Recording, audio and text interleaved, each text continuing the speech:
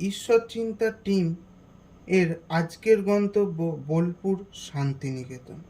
না, ঠিক বোলপুর শান্তিনিকেতন বলবো না। বোলপুর রেল স্টেশন থেকে ঠিক 5 কিলোমিটার দূরে কাশীপুর সুপুরের পাশে এই প্রাচীন মন্দির।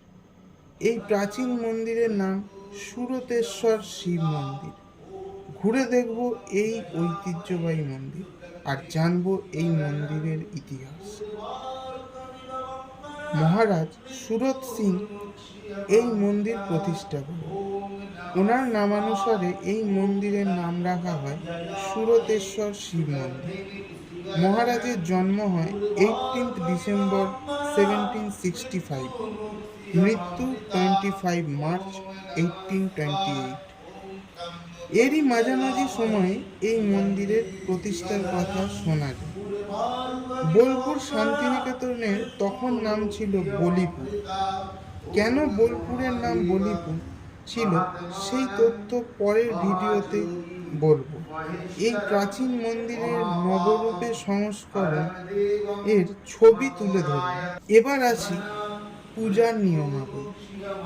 এখানে কিভাবে পুজো হয়। প্রতিদিন সব মন্দিরের মতোই দুবেলা নিত্য পুজো অর্চনা হয়।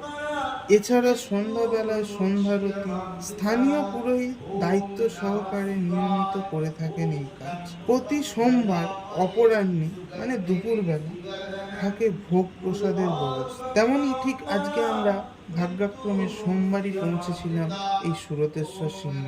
আজকের প্রসাদে ছিল খিচুড়ি, বেগুনি, আলুর দম, পরমান্ন ইত্যাদি।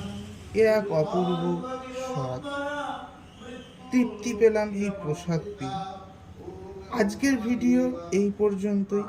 কেমন লাগলো এই ভিডিও তা কমেন্ট বক্সে জানান। আর লাইক, শেয়ার, সাবস্ক্রাইব করতে ভুলবেন না। আজকের ভিডিও এখানেই শেষ করছি। জয় শিব শম্ভু, জয় মা চামুণ্ডা।